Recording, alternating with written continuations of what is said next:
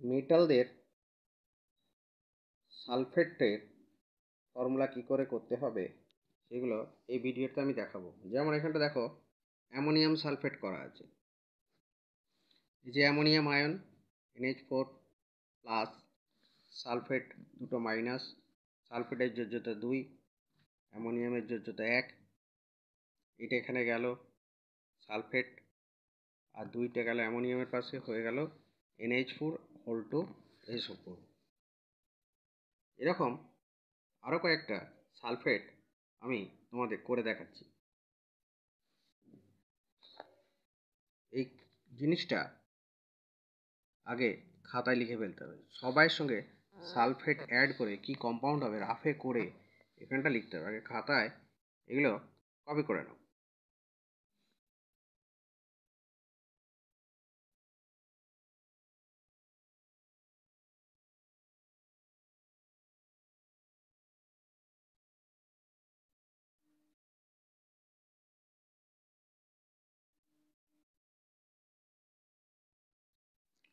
এখানে সালফেট, এখানে সালফেট, এখানে সালফেট, এখানে সালফেট, সবার সঙ্গে সালফেট লাগবে।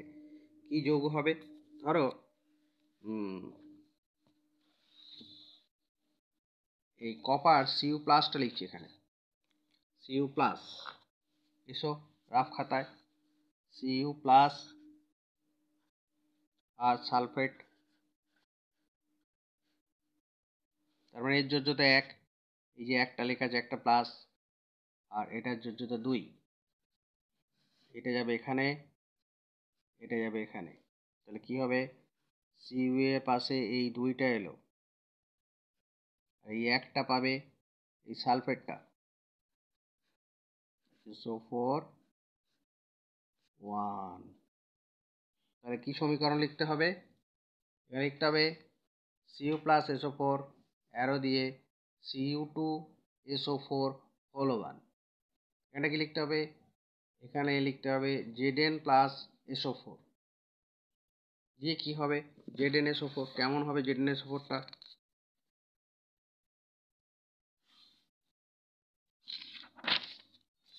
Zn এর মাথায় দুটো প্লাস লেখা আছে আর সালফেটের মাথায় দুটো মাইনাস আছে, তার মানে Zn এর যোজ্যতা 2, সালফেটের যোজ্যতাও 2।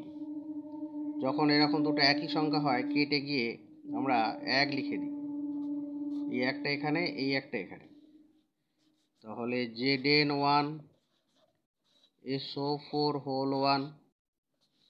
পরে সুন্দর করার জন্য 1গুলো আর লিখি না, ZnSO4 হয়ে গেল। এটা হলো জিঙ্ক সালফেট। তাহলে এখানটা লিখতে হবে Zn+SO4 ZnSO4। সে যদি অ্যালুমিনিয়াম হতো, অ্যালুমিনিয়ামের মাথায় 3 লেখা আছে, প্লাস সালফেট, তার সবসময় -2, অর্থাৎ এখানটা 3, এখানটা 2, এই 2টা এখানে যাবে। এখানে ওখানে কিভাবে লিখতে হয়? এই মাথারগুলো আর লিখবে না, মাথায় 3 আর 2 আর লিখবে না, এই 2 3গুলো লিখবে, এই 2টা এর পাশে লিখবে, Al2SO4টা লিখতে হবে গোটা একসঙ্গে, হোল দিয়ে এই 3টা লিখতে হবে। তাহলে এখানে কি লিখতে হবে? কি লিখতে বলছে আসলে? Al3 প্লাস SO4 মাইনাস করলে Al2SO4 হোল 3 হবে, এটা লিখতে বলছি। দুটো অ্যালুমিনিয়াম নেই তাও লিখতে বলছি, 3টে SO4 নেই তাও লিখতে বলছি। এরা যে যৌগটা বানাবে সেটা হচ্ছে এইটা, এর নাম হচ্ছে অ্যালুমিনিয়াম সালফেট। এই যে জিনিসটা আমি দেখাচ্ছি এটা লিখতে হবে কোথায়? এখানে, এই যে অ্যালুমিনিয়াম, এখানটা লিখতে হবে। লিখলে এবার এদেরই যদি ক্লোরাইড যৌগ বানাতে বলে, যদি বলতো সালফেট অফ ক্যাটায়ন্স আছে, তার পরিবর্তে তোমরা এবার ক্লোরিন দিয়ে যৌগ বানাবে। কি করে? সালফেটগুলোর জায়গায় Cl- লিখবে, Ca++ প্লাস Cl- কি হবে? এর যোজ্যতা 2 1, এটা যাবে এখানে, এটা যাবে এখানে। যৌগ লেখার সময় এই প্লাস মাইনাসগুলো আর লিখবে না, যৌগ লেখার সময় প্লাস মাইনাসগুলো আর লিখবে না, লিখবে C এর নিচে 1, আর ক্লোরিনের সঙ্গে 2। একগুলো আমরা লিখি না, CaCl2 হয়ে গেল। আবার Cu++ এর সঙ্গে যখন Cl- হবে তখন CuCl2, এটা লিখবে কিউপ্রিক ক্লোরাইড। আর Cu+ এর সঙ্গে যখন Cl- হবে লিখবে CuCl, এটা হচ্ছে কিউপ্রাস ক্লোরাইড। কিউপ্রিক ক্লোরাইড আর কিউপ্রাস ক্লোরাইড,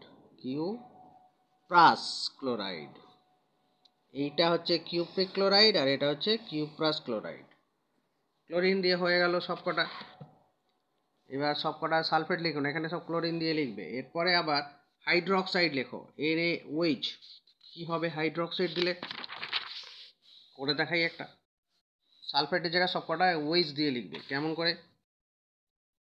Pb+++OH-, এর যোজ্যতা 2। 2 কোথা থেকে পেলাম?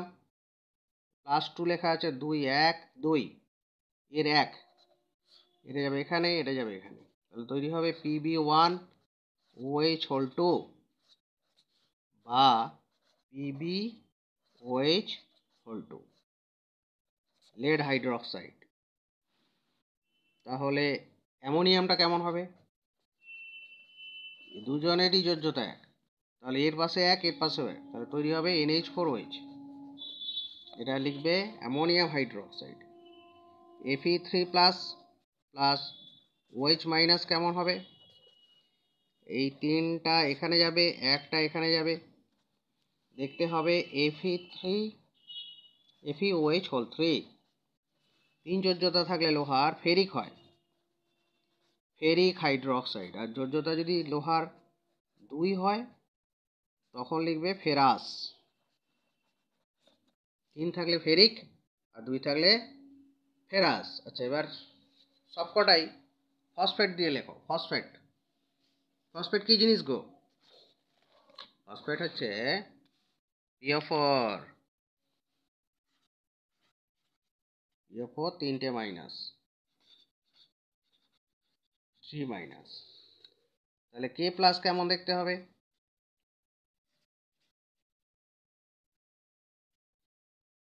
এর পাশে লেখো 1, এর পাশে লেখো 3, তাহলে এইটা যাবে এখানে, এটা যাবে এখানে, তৈরি হবে KO3PO4।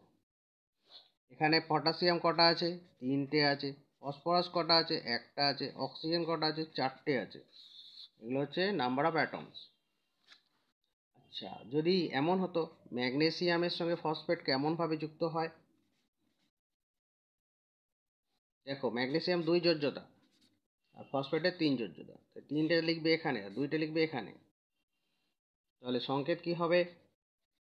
Mg3PO4 magnesium phosphate. এখানে ম্যাগনেসিয়াম আছে 3টে ম্যাগনেসিয়াম আছে, ফসফরাস আছে 2টো, আর অক্সিজেন আছে 8টা অ্যাটম। এগুলো হচ্ছে পরমাণু সংখ্যা।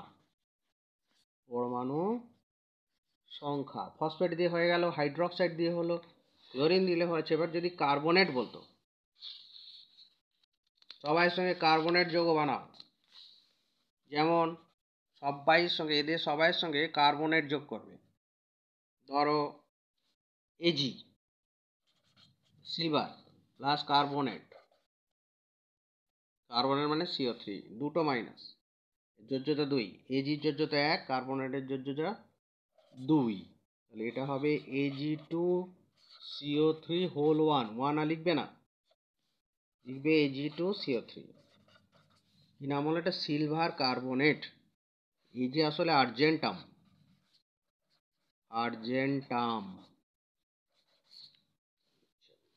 তাহলে অ্যামোনিয়াম কার্বনেট কেমন হবে? এত যোজ্যতা 2 এর 1, তাহলে এই 2টা এখানে যাবে, NH4O2CO3 ammonium carbonate. Lead carbonate Na2CO3 কেমন হবে? Lead carbonate PbCO3, sodium carbonate Na2CO3। মাঝে মাঝে 2 3 কেন লেখা থাকে? এগুলো এদের যোজ্যতা। হয়ে গেল কার্বনেট, হাইড্রোক্সাইড হলো, আচ্ছা এবার বাইসালফেট মনে করো, বাইসালফেট লিখতে দিলে, বাইসালফেট কে HSO4, বাইসালফেট হচ্ছে HSO4, সবাই বাইসালফেট বানাবো। ধরো ম্যাগনেসিয়াম বাইসালফেট, MgSiAm, ম্যাগনেসিয়ামের 2 যোজ্যতা, বাইসালফেটের 1 যোজ্যতা, এর 1 এর 2, তাহলে এটা যাবে এখানে, এ আসবে এখানে। যোজ্যতা সংকেত লেখার সময় এইগুলো লিখবে না, Mg1HSO4 হোল 2, এটা হলো কি নাম, ম্যাগনেসিয়াম বাইসালফেট, ম্যাগনেসিয়াম বাইসালফেট,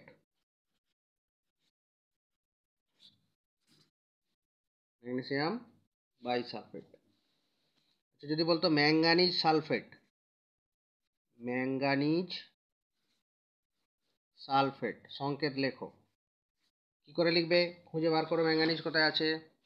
দেখো এখানে ম্যাঙ্গানিজ লেখা আছে, সরি ম্যাগনেসিয়াম নয়, Mn, manganese, Mn plus plus, আর সালফেট SO4 দুটো মাইনাস, এর যোজ্যতা 2, এরও যোজ্যতা 2, তাহলে কাটাকুটি করে দাও 1 1 করে।